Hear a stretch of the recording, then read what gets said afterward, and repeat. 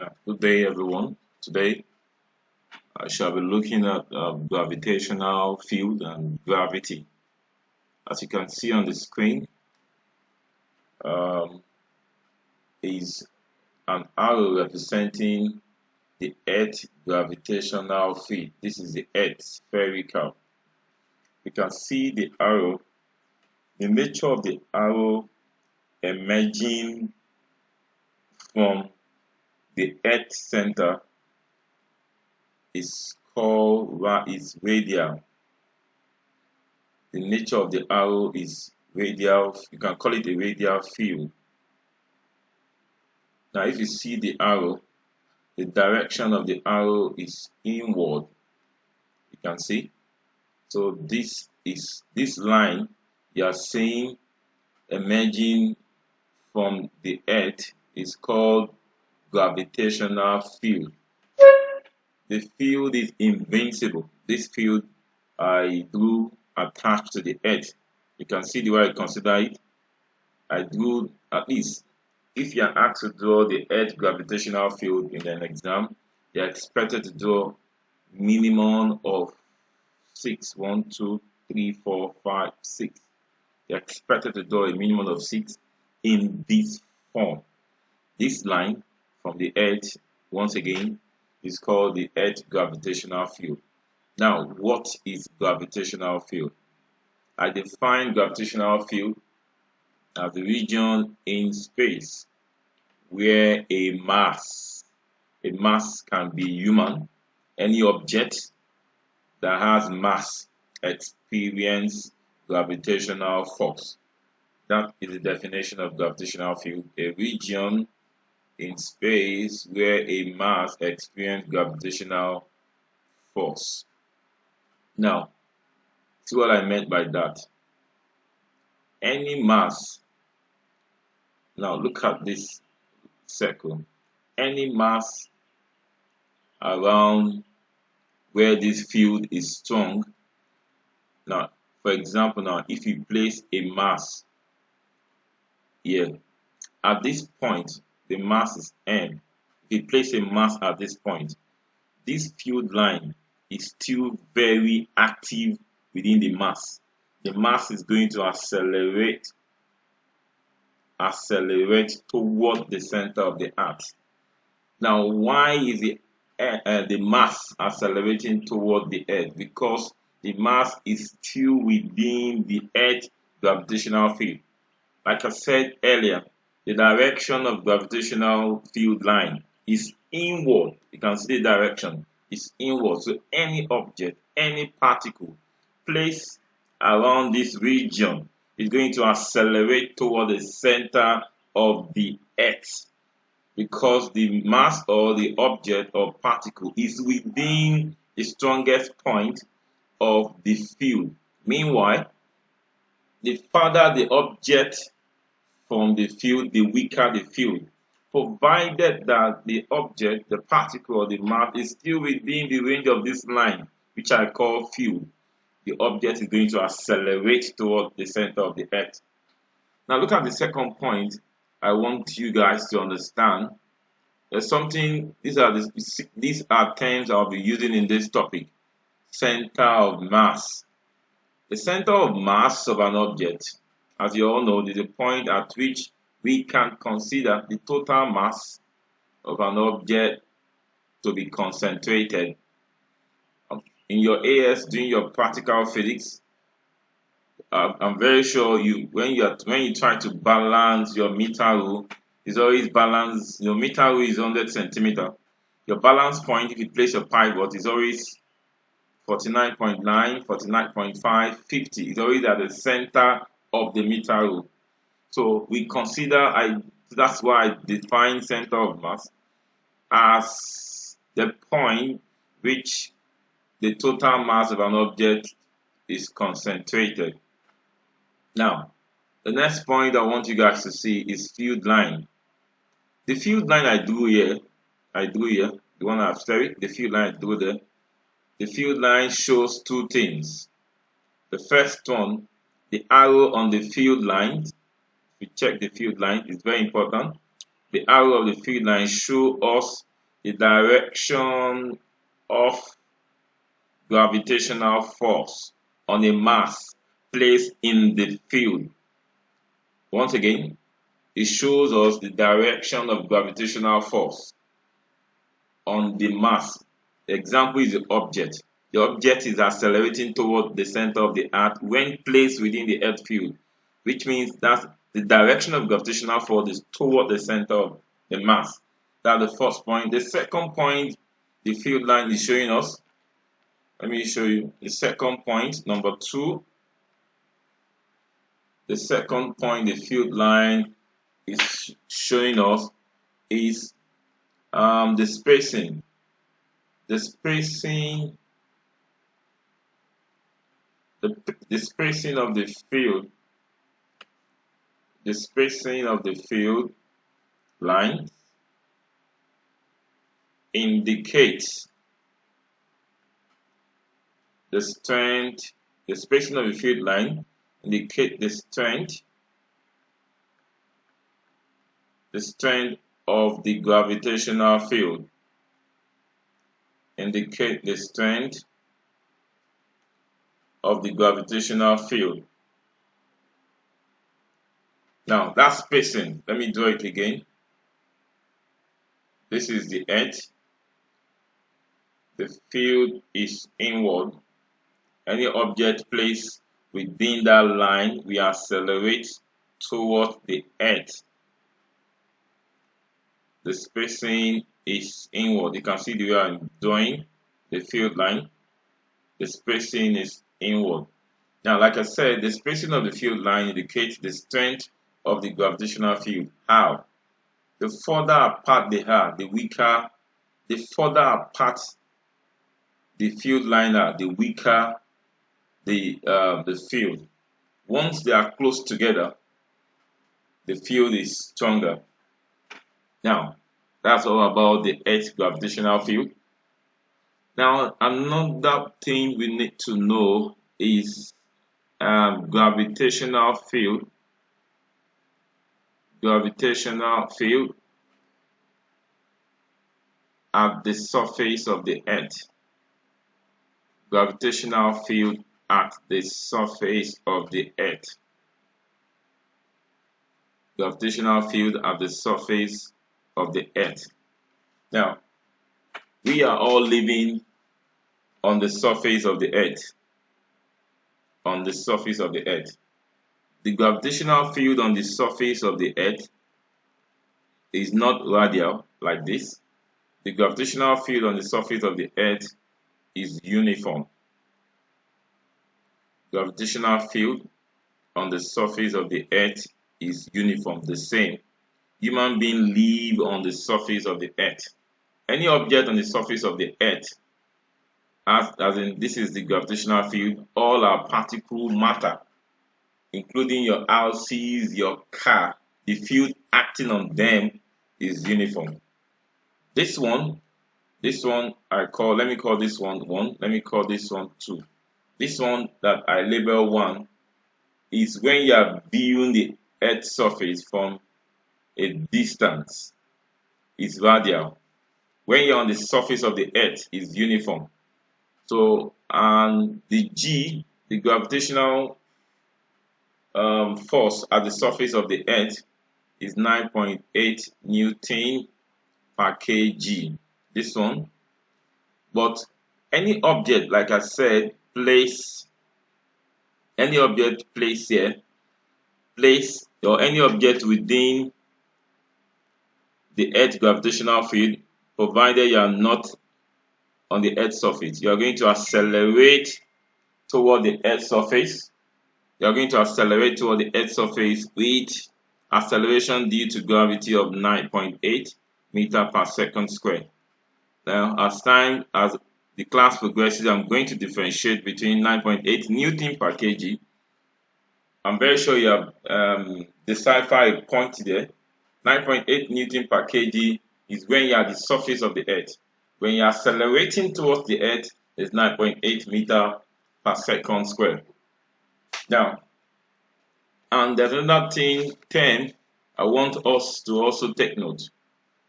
In this topic, I'll be using a term called point mass. I want you to know what is a point mass. Now, what's the point? So, we use this term a lot in this topic, point mass. Now, what do we usually refer as point mass? Number one, every spherical object. Every spherical object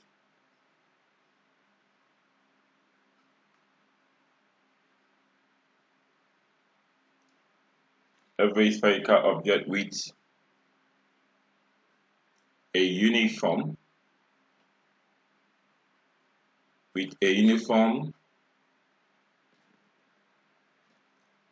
density can be considered a point mass. Now, how?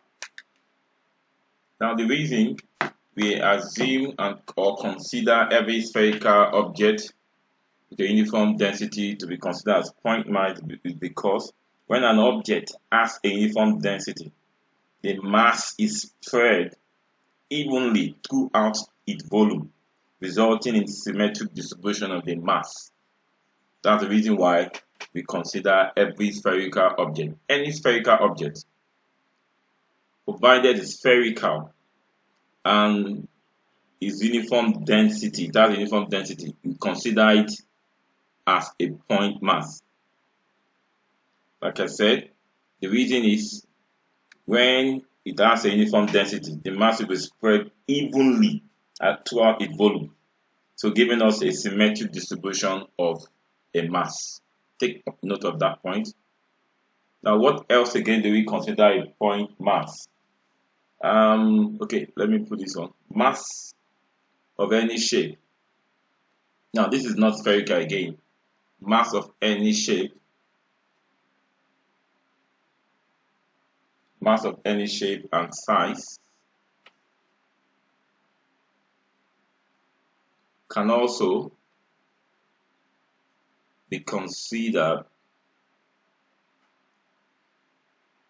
as a point mass if it's studied or viewed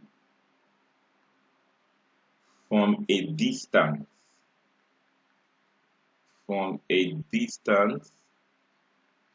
larger, extremely larger than the size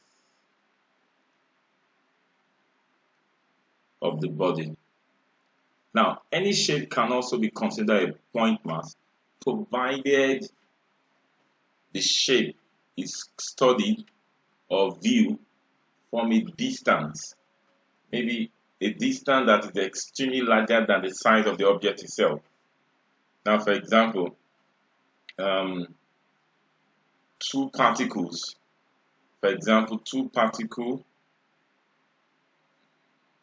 placed at two particles of mass 2 kg. This one is 2 kg, the other one is 4 kg. Probably placed at a distance of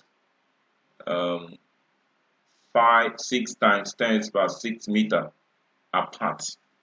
Of course, look at the distance.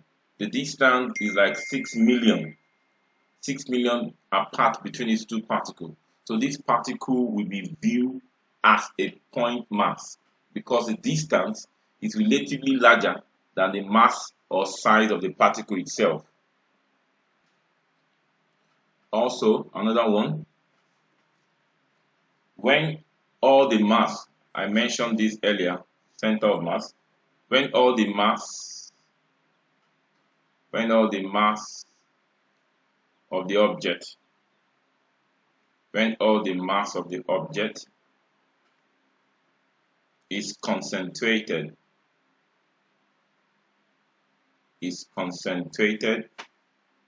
at the center.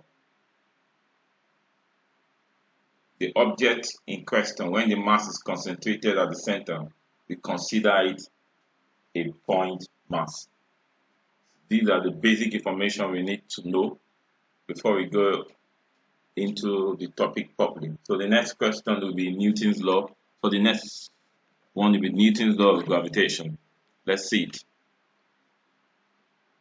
Newton's law. So Newton's law of gravitation. In this case, in this law, I'll be explaining further again about point masses. Newton's law of gravitation. Let's see what the law, Newton's law of gravitation. Let me quickly write it down, not to waste our time. Okay, welcome back. Like I said, Newton's law of gravitation. Any 2 point masses attract each other with a force. Any 2 point masses attract each other with a force that is proportional to the product of the masses. Let me be interpreting it mathematically.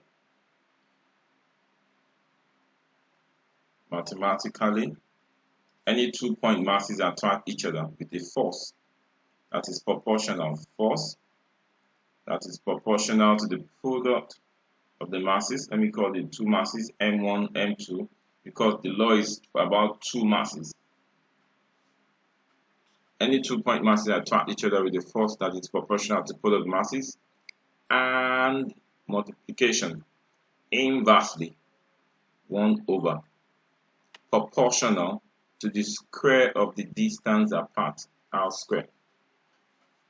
So at the end of the day, we have F proportional M1 M2 times 1. We have M1 M2 over my distance. I call it r square. In maths, when you take away the proportionality symbol, you introduce a constant. In this case, the constant is not K. The constant is G. M1 M2 over r square. I'll call this equation 1. This is about, now before I explain further the individual quantity in the formula, I'll go back to the law. The law states that any 2 point masses, like I said earlier, I've tried to explain what is meant by 2 point masses. Let me buttress it again from this place. Now, for example, is considered as 2 point masses again. Let me just remind you, provided that now this is a mass. Let me call this one M1. Let me call this one M1. This is another mass. Let me call this one M2. Now this is M2. So it's considered as point mass. Anyway, take note of this. The distance between the two, like the law said, the force is proportional to the product of the masses and inversely proportional to the square of the distance apart. The distance apart must be center to center. It must be from center of this mass to the center of the other mass. This distance must be from center to center. And so the distance between them, between M1 and M2, the distance is R. It must be from center to center. Now, this M1 and M2 are called point masses, provided that the center to center distance is greater than the sum of their radii. Now, the radius between now the radius of this one, this is the center of this one, to edge is the radius. Let me call the radius of this one D1. The radius of this one is from edge to center. Let me call this D2. So it's regarded as a point mass. these two objects, it is regarded as a point mass. Sorry, provided that is regarded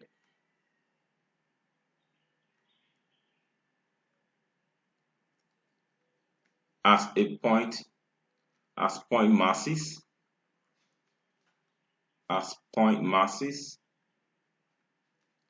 provided that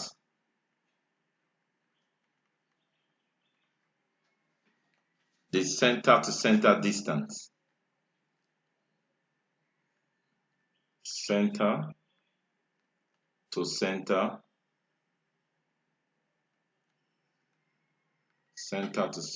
distance, that's the one I called R, is greater than sum of the radii, or greater than sum of the radii. I mean the radii, I mean the sum d1 plus d2, the radius. So it's regarded as point mass provided that the center to center distance is greater than sum of the radii. Like I said earlier, so masses can also be regarded as a point mass if you are viewing it at a distance such a way that the distance is far away greater than the size of the object, or the mass of the object is concentrated at the center of the particle. That's what we regarded as point mass. It's very important in this topic. Now let's go back to the law, the mathematical expression of the law.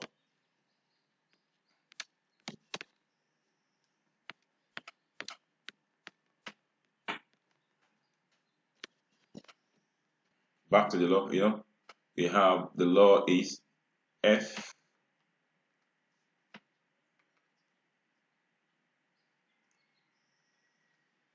equal GM1 M2 over R square. Now our F is a force, which is measured in Newton. G is gravitational constant.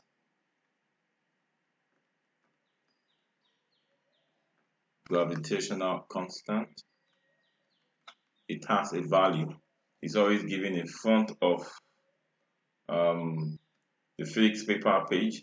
Is 6.67 times 10 to the power minus 11. 6.67 times 10 to the power minus 11. What's the unit? The unit is Newton meter square per kilogram square. R is the separation between, we must specify it, between the masses. Separation between the masses, always measured in meter. M1 and M2, their masses in kg, masses in kilogram, in kg. Now, if you remember while stating the law, I mentioned, I stated the law that any two point masses attract each other. So that force is force of attraction. The force is force of attraction. Indirectly, the formula should be written like this. The formula should be written like this: minus GM1 M2 over R squared. We use the minus when we are deriving expression, but we don't use it when we are using it to work or to calculate. Now, what is the significance of that minus? Number one, the significance of that minus is to state that the force is an attractive force, because mathematically if is if is plus times plus, it give us plus. That's the same thing. It's going to be repulsive. Like pole, repel. It can only attract if it's plus times negative. It's going to give us negative. So since we said that it's an attractive force, that's why we have the negative sign. So the significant important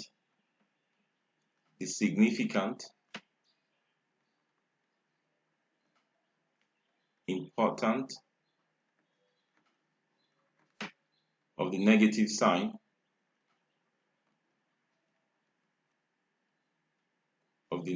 sign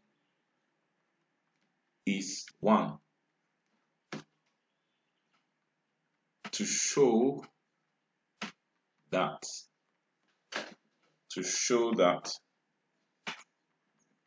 the force is an attractive force. Also, number 2, significant important is it signifies the force acts toward the center of the mass between the object. The negative sign ensures that the force acts like the force and the distance, okay, are in opposite direction. Okay, let me put it like this.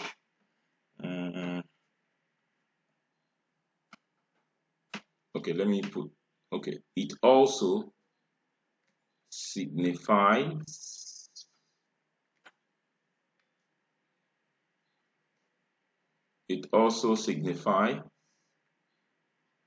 that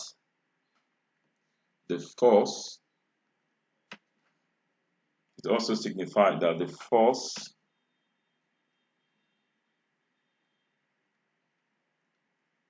acts toward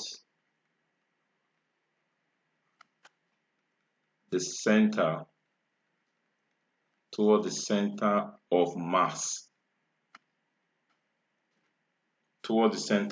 between the two objects, pulling them together to be attractive, pulling them together.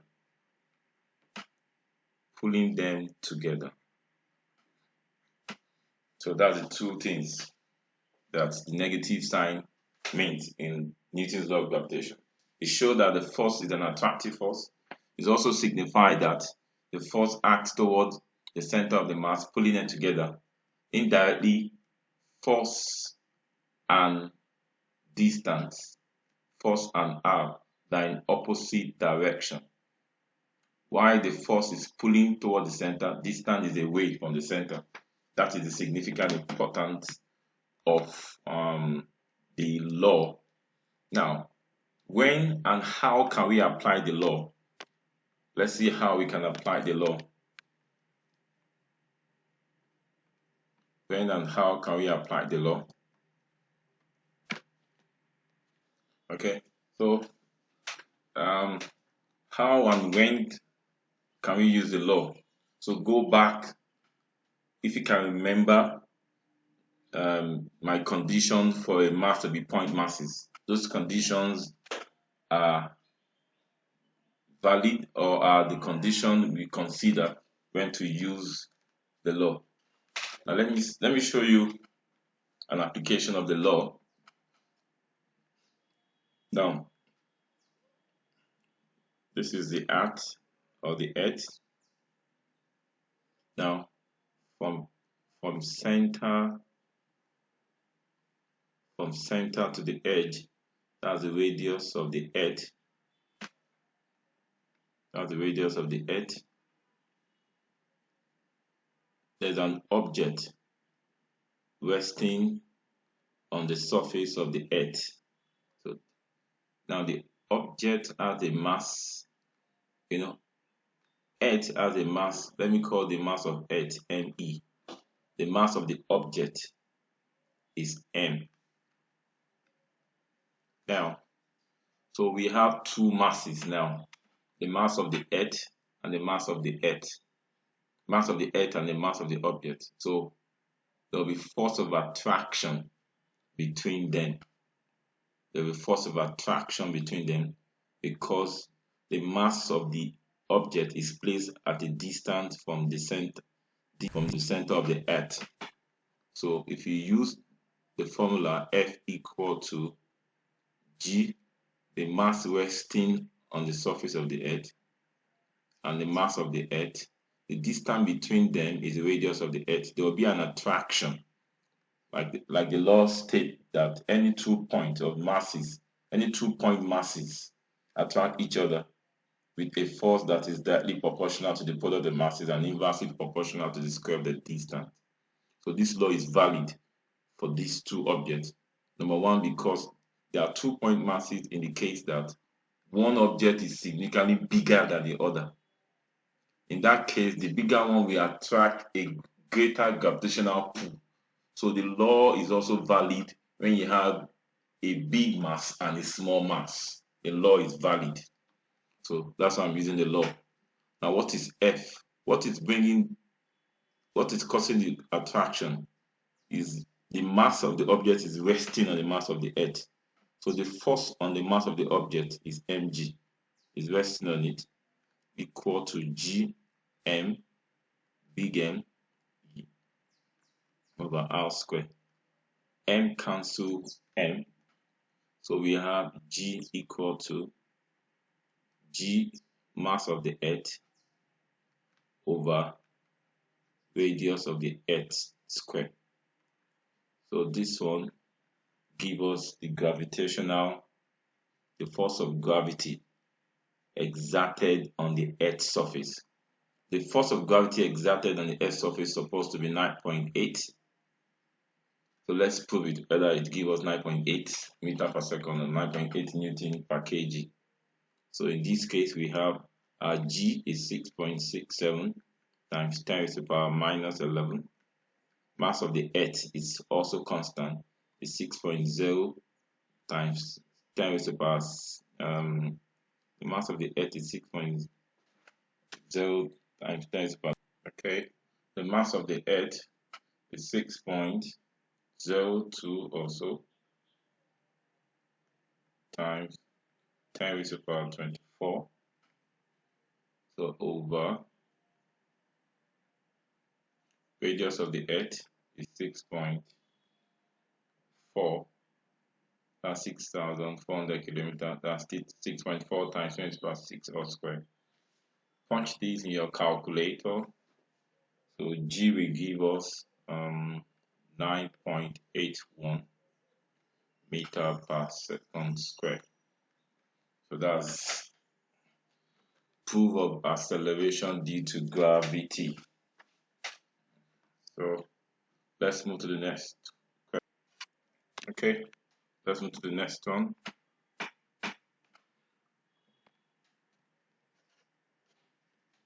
Now, we just learned that an object resting or an object at the surface of the earth, this kind of object resting on the surface of the earth, as the acceleration due to gravity g is g mass of the earth over radius of the earth square. Now, an interesting thing is this. What if this is the object at the surface of the earth? Now let me consider, which means, this object we derive the acceleration due to gravity now is at a distance. This object is at a distance equal to radius of the earth. This object. So this formula is used at a distance equal to the radius of the earth between objects. Now, let's see another case. What if the object is at a distance greater than the radius of the earth? What if the object is at a distance greater than the radius of the earth? What I mean is this. The object is not at the surface of the earth anymore. The object is at a distance greater than the surface of the earth. Don't forget the invisible line. Don't forget the gravitational field of the Earth, inward gravitational field of the Earth. Don't forget. So, like I said earlier, any object within that field will accelerate toward the surface of the Earth. Don't forget that. It's very important. It should be straight. Now, from here, from center to here to the edge is the radius of the Earth. Now, the object is at a distance. Let me go back to black. The object is at a distance. This is the mass of the Earth, ME. This is the mass of the object. The object is at a distance greater than radius of the Earth. Now, there's something you should all understand. Now, it is assumed that the acceleration due to gravity outside the Earth's surface is the same as if it's on the Earth's surface. It is assumed. Now, let me clear that. Let me clear that statement I mentioned now. The assumption that the acceleration due to gravity outside the Earth is the same as on the surface of the Earth is based on the principle of equivalent. Now, for example, on the surface of the Earth, we experience force of gravity as weight of the object. The force is proportional to the mass of the object and the acceleration due to gravity, which is 9.8 as proved. Now, the fact is that as we move away from the surface of the Earth, as we move away, like what I'm doing now, as we move away from the surface, as we move away from the surface of the Earth, as we move away from the surface of the Earth, the gravitational force,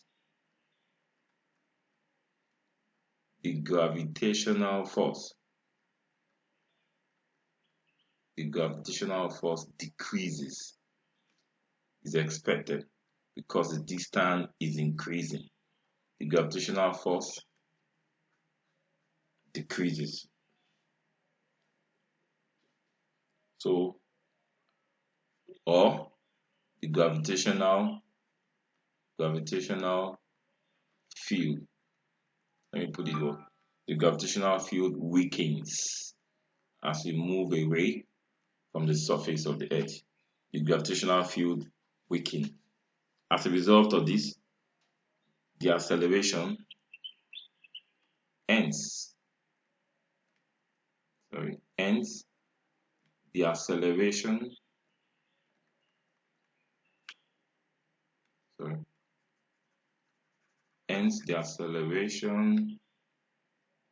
experience. The acceleration experienced by an object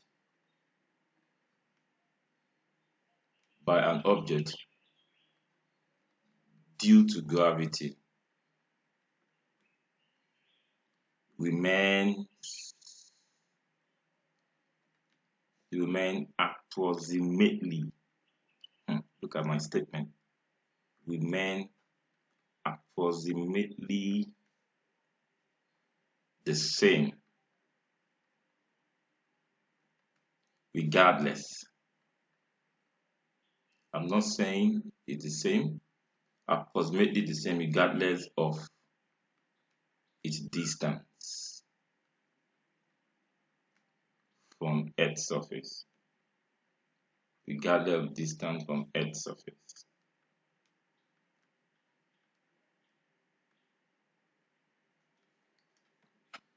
So let me explain further. Now, from this, please be careful. Like I said, as we move away from the surface of the Earth, the gravitational force decreases. Yes, it's expected because when you check the relationship here, gravitational force and distance, they are inversely related. When the distance increases, it's expected that the gravitational force decreases. And at the same time, gravitational field weakens. So the acceleration experienced by an object due to gravity remain approximately, don't quote me wrong, approximately doesn't mean they are the same. They are approximately the same, which means the difference is not that much, regardless of the distance from Earth. So we assume this to be approximately the same to help us in getting in calculation or in forming models. The assumption simplified calculation. However, take note of my point or what I'm saying. It is important to note that this assumption is approximation, like I said, and there may be minor variation in acceleration due to different altitude above the Earth's surface. So my analogy at this point is this. Body outside the Earth's surface, when the mass, let me go back to this. When the mass is a bit away from the Earth's surface, I'm going to remember that the acceleration due to gravity when the body is on the Earth's surface is this over RE squared. I call it equation 2. So the acceleration due to gravity when the body is away from the surface of the Earth, we take this formula. G, like I said, approximately the same, but the radius is no longer the radius of the Earth. This is what I mean. So this is equation 3. Now, how do we calculate gravity outside the surface of the Earth? I'm going to compare this equation 2 and equation 3. I'm going to compare it.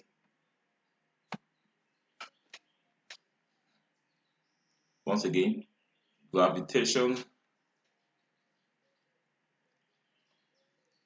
on the surface of Earth is GME over RE squared. I call it equation 2. So gravitation outside or away from the surface of the Earth, I call it G complement. It's going to take the same model as at the surface of the Earth because it's approximately, we are assumed to be approximately the same, but practically we know the distance is not the same. So let me make use of that. So I have two equations now. The first one where the distance is specifically known as radius of the Earth. The second one, we don't know the distance. So let me divide equation 2 by equation 3. So I have G over G complement. G complement is gravity away from the surface of the Earth. So GME over RE squared divided by GME over R squared. So G over G complement. So I have GME over RE squared. Mathematically, this one upside down when you change the times, GME. So this cancels this. At the end of the day, G over G complement. G complement is gravity outside the Earth. G is gravity on the surface of the Earth. It gives us R squared over RE squared. So when you cross multiply, we have G complement, the one what you are looking for, gravity away from the surface of the Earth, be R over RE all squared multiplied by G. This is it. This is the model, the formula to calculate the gravity when an object is away from the surface of the Earth. Where R is, so this one is used when R is greater than RE. And it's simplified that the object is away from the surface of the Earth. That's case 2. Case 3, what if the object is inside the Earth? Is not at the surface, on the surface of the Earth, is not away from the surface of the Earth, is inside the surface of the Earth, like this. This is the Earth. This is the Earth. and this is the object. Now, in this case, the object is inside the surface of the earth. So which means that the one revolving around the object is the earth. The earth is revolving around the object. Now, how do you consider that? So in this case, like I said, the object is inside the earth's surface. So we can say that the radius is less than radius of the earth. And also another point in this is that like the first one, when the object is at the surface of the earth, the object is resting on the earth's surface. In this case, the earth mass is like resting on the object. Now, provided since there are two masses involved, of course, first of all, Newton's law of gravitation is valid. G equal to F equal to G, 1 mass of the earth, mass of the object, over, I don't know the distance in question because it's less than radius of the earth. So from here, like since the object, the earth is the one resting, sorry, so the earth is the one resting on the mass. So F will be mg. In this case, the mass of the earth is the one resting on the object, equal to gme m over r squared. Me cancel me. So in this case, the gravity when the when the object is inside the earth, let me call it double complement, is gm over r squared. Now you are looking for the gravity. How do you find the object of the mass of the object? Remember that earth is assumed to be uniform. Remember that earth is assumed to be uniform. Earth is assumed to be uniform.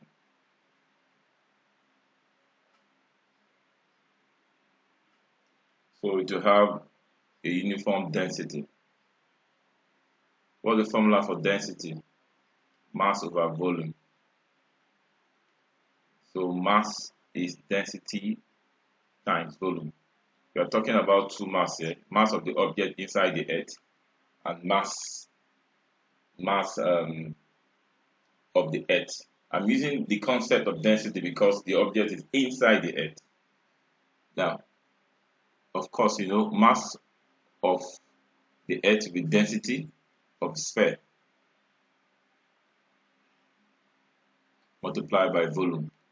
Mass of the object will also be density of a sphere. Like you said, I don't know the distance of the object multiplied by volume. Mass is density times volume. So let me divide both of them together. So let me divide, maybe you can use anyone, m over me. So that will be 4/3 pi r cube multiplied by volume over 4/3 pi r cube radius of the earth multiplied by volume. Volume cancel volume. 4/3 pi cancel 4/3 pi. At the end of the day, we have m over mass of the earth equal to radius of the object inside the earth over radius of the earth. Now I'm looking for mass of the object, so I can substitute it here. When you cross multiply and make mass of the object the subject of the formula, you're going to have mass of the earth times radius cube over re cube. This is the mass of the object. So substitute this mass inside this formula. So we have, let me shift this upward. So hence we have this, the gravity inside the earth will be g times the mass of the object. The mass of the object is me r cube all over r square multiplied by radius of the earth cube. I substituted this in this. So from here, this cancel 2 of this to remains 1. So the formula for acceleration due to gravity when an object is inside the earth will be g m e r all over radius of the earth cube. So this is used to calculate acceleration due to gravity when the object is inside the earth in this condition.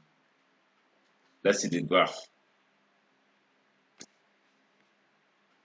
Let's see the graph.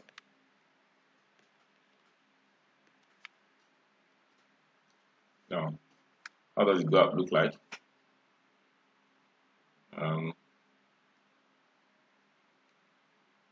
graph look like this. I want to plot the graph of G against distance.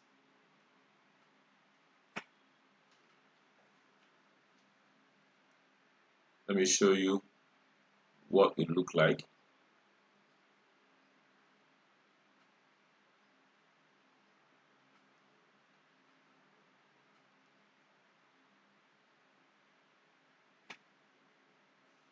Now this is G.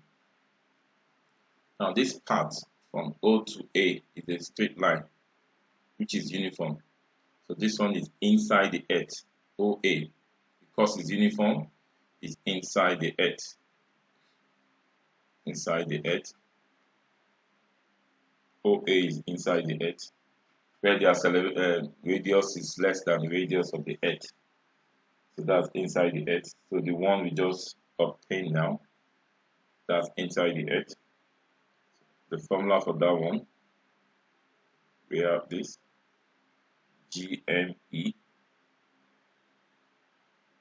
R over RE cube. A is the surface of the earth. A is the surface of the earth. That point, the radius is equal to 6,400 kilometers. At this point, R is equal to RE.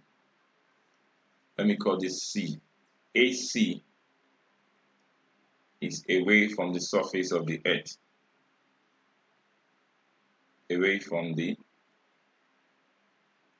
surface of the earth.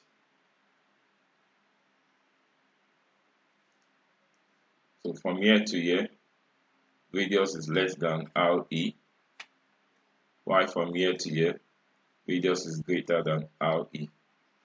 So away from the surface of the earth, we have the G as R square over RE square multiplied by G. That's it about gravitational field and acceleration due to gravity. My next class, I'll be talking about the period of orbiting objects, gravitational potential, and gravitational energy. I'll drop the next video in a few hours. See you.